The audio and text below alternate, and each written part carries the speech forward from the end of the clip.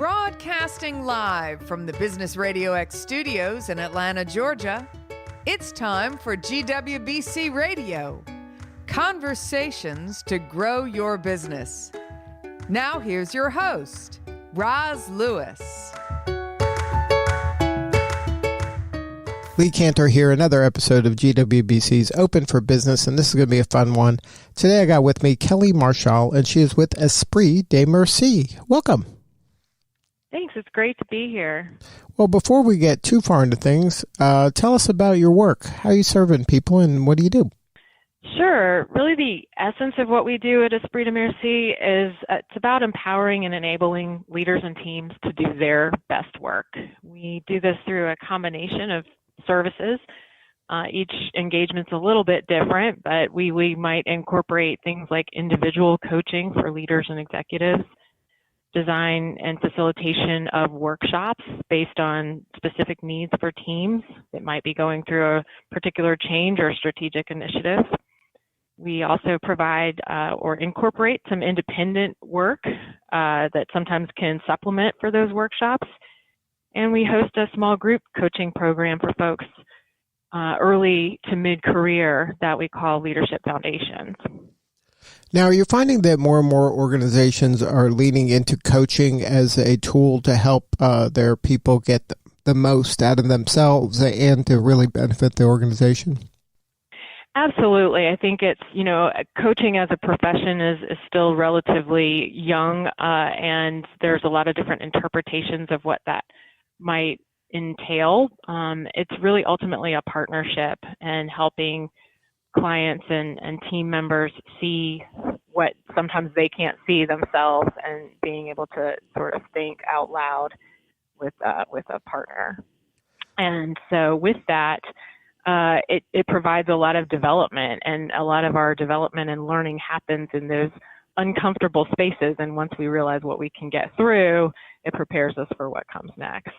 So we are seeing a growth in that applied either through, external coaches or even as a component of just what leaders are doing differently today. Now, if someone who's never had a coach before and then they get the opportunity to be coached, what are some things they can do to get the most out of the experience? Sure. Great question. So much of it is being open and leaning into the experience. As I mentioned, sometimes this stuff can get uncomfortable, and it just means that you're going to find some answers. You're going to dig into some places that might give you insight that you might not have had before. It's the partnership of being able to think out loud in that safe space and being willing to learn, also being willing to have a little fun.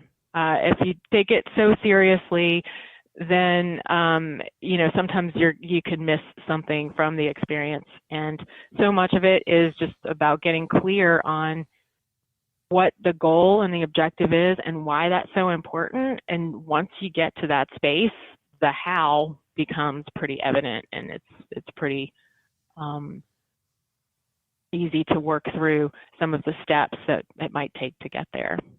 Now, could you explain the difference between maybe other things that sound like this or could be construed as coaching, like consulting or therapy? Like, where are the edges of coaching as opposed to those other two? Sure. Yeah. So coaching is very future focused. It's about taking something that, you're already in a good space in the present and you're looking to make that even better. In many cases, therapy is going to be focused on things that may have happened in the past that can help you be more functional in the present and then prepare you towards the future. As far as consulting goes, a lot of times consultants will have a specific type of expertise. They might come in to diagnose a problem or create a solution and provide specific guidance, where in the coaching space, it's about the client taking more of the leadership role in understanding where they want to go and then exploring what those opportunities might look like rather than a prescribed approach. Now, when an organization says, you know what, I'm going to dip my toe into coaching for my team, do they start maybe with is an outgrowth of mentoring, or is it kind of more like how does that idea kind of bubble up and evolve into coaching as the solution? What's usually the typical path an organization goes through where then they eventually land on coaching? Mm-hmm. Yeah, it's a good question. Mentoring programs can also be really effective in terms of a lot of times. So that's another great term, is how mentors come in might be somebody who's walked in the shoes of that professional and could, share some wisdom and experience from that. And that can often move into coaching. And as somebody is developing in leadership, and certainly as you go up the ladder, if you will, there's more priorities, more stakeholders, more things to consider. And working with a coach can help explore some of those scenarios so that you can be that better team member with the staff that you may be on, and team leader with the team that you're leading. So a lot of times coaching might be introduced with employees that are being considered for higher levels of leadership, and as well as people who have already achieved those roles. You never stop growing, you never stop learning. So having this opportunity to work with this partner is something that makes sense at all levels in the organization. Now, do you find people that are open to coaching, they're almost there in terms of, achieving their goals because they're being proactive, they're self-aware that they need coaching, like they already kind of have some of those qualities that somebody in leadership would possess? Often that is the case, and I think that, as time goes on, people are becoming more aware of the benefits of coaching. In my case, the first time I worked with a coach, I honestly didn't know a lot about it. And as I got into the process, I kind of was like, man, I wish I had known about this sooner. So it kind of varies depending on what that person's exposure might have been. So let's talk about how the process works. So somebody, when you're working with somebody might be assigned a coach, or is it always voluntarily, like they're asking for a coach? It could be a couple of different ways. Some organizations like to kind of have a pool of coaches available, because one of the things that's really important about this is this relationship has to, for lack of a better word, click. There has to be a good gut feel between the coach and the client that this is going to be a working relationship that's going to be beneficial. So what makes a lot of sense is if an individual has been identified as a candidate for coaching, maybe they'll get 3 or 4 coaches that they'll get to sort of interview or engage with, and then determine what they feel can be the best fit. And then conversely, they may see someone who's got some kind of a path or experience that they can relate to and say, wow, this could be a person that I'd really like to work with, and seek them out that way as well. At that point, is it like kind of a chemistry fit that you're looking for? Like what is the qualities you're looking for a good match? I mean, for me personally, I just love to learn from the people that I work with. And so when there's a sense of openness and willingness to share, which is really, pretty much most people. And again, that willing to do the hard work and have a little bit of fun, those are just the simplest of qualities. And if they're working in an area or an industry that perhaps I haven't or don't have as much familiarity with, it's an opportunity for me to learn as well. Now, I've never had a coach like in a business sense, but I've had coaches like I've had personal trainers and fitness coaches.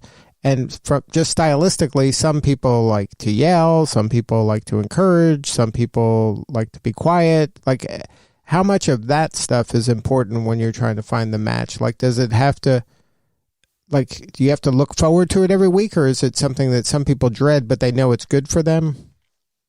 Yeah, that's such a great analogy. And yes, there are those times, and then right after you're done, you're like, oh, I'm so glad I did that. One of my favorite aspects of the job is to celebrate success. And a lot of times folks don't see, they're so focused on where they still need to go that they're not always recognizing the progress that has been made. So that's one of the real benefits of these connection points with the coach, is to kind of level set and see what's happened and where to go next, and keep that balance there. So I don't know that I do a lot of yelling so much, but I definitely enjoy the aspect of celebrating. And then yeah, there are some times when you got to kind of just take a pause and reset if something seems to be going in another direction. That's where I, as an observer, can sort of call that out and say, hey, here's what I'm seeing is happening. What's going on here? So accountability plays a role as well. Like that's part of your job, is to hold me accountable? To some extent, and to also help you find tools that will help you hold yourself accountable. Now, is coaching a thing that you do for a period of time, or is this like once you're in it, you're kind of doing this now? This is just a lifestyle part of your growth as a human? Yeah, sure. It varies, and there may be a season for some different things, and you may work with different coaches over time depending on what those objectives are. Examples might be somebody that's new at a higher level of leadership and they're really transitioning to a new role, or they may be transitioning to a new organization. It could be somebody who's working on a particular area of growth that, a coach that might have a certain level of expertise while they're the thought partner, not the consultant. It's kind of nice when somebody speaks the language and can kind of cut through some of that aspect of things. So it could be seasonal, and then you could even move to something where it's kind of a once a month type of a deal, of a check-in process, just to make sure that, again, as you go higher in those levels of leadership, sometimes you just need that objective third party to be able to work through some things with. Now, so you mentioned earlier that coaching is relatively new as a profession. Can you talk about the importance of working with a certified coach, as opposed to, I would imagine that somebody could just say they're a coach and not go through some of the learning and the kind of foundational elements of being a coach? Yeah, I mean, there's certainly some amazing coaches out there that may not have gone through the certification process.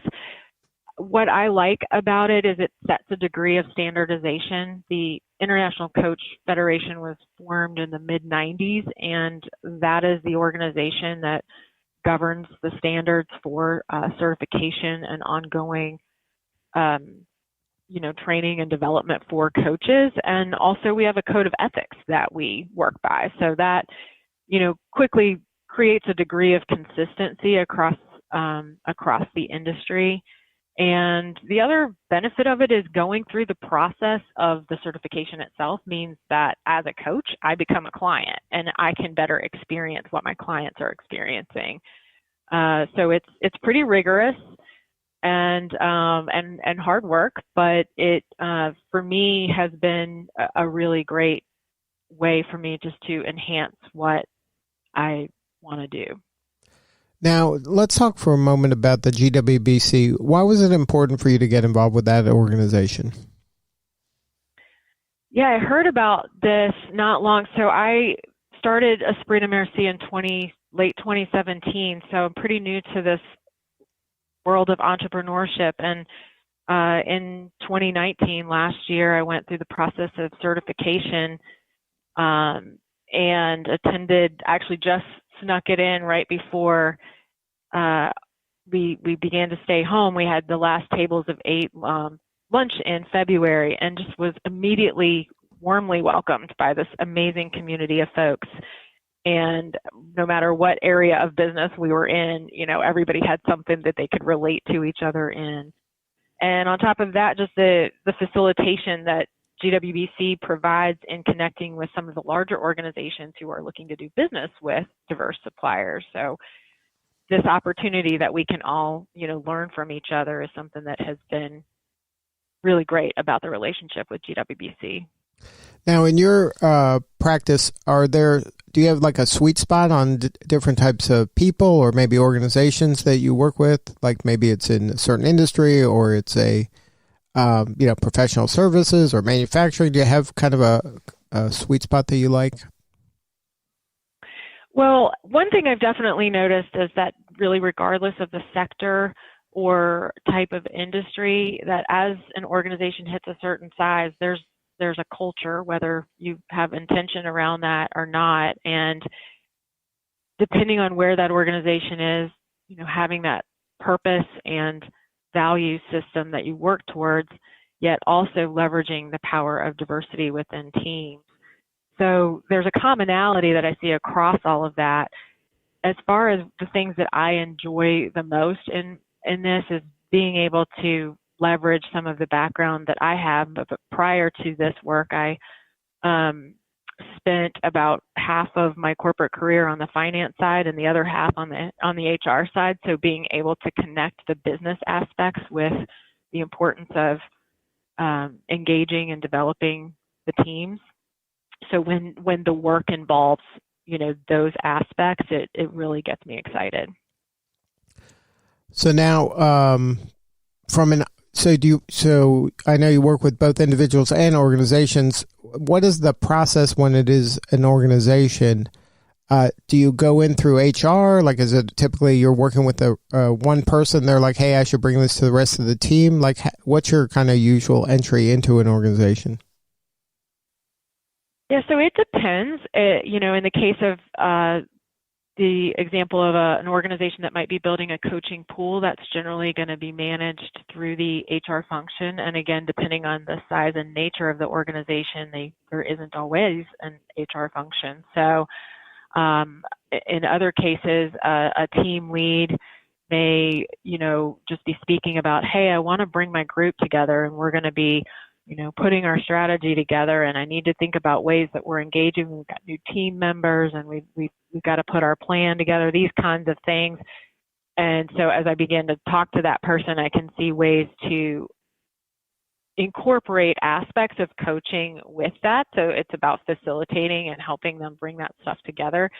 So sometimes it has been working directly with a functional lead and then they'll connect me in with an HR function if it exists at that organization. And then sometimes it's going in directly through HR, and then they can see ways that I can work with their folks.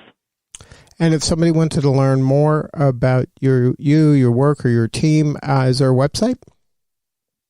Yes, it is www.espritdemerci.com. That translates from French as a spirit of thank you. So gratitude has always been a foundation in the approach, and it's spelled ESPRITDEMERCI.com. And absolutely reach out to me, through LinkedIn or send us an email at info@espritdemerci.com. I love meeting new people and always look forward to conversations to see what we might be able to do together. Good stuff. Well, Callie, thank you so much for sharing your story today. Thank you. It's been a pleasure. All right. This is Lee Cantor. We will see you all next time on GWBC Open for Business.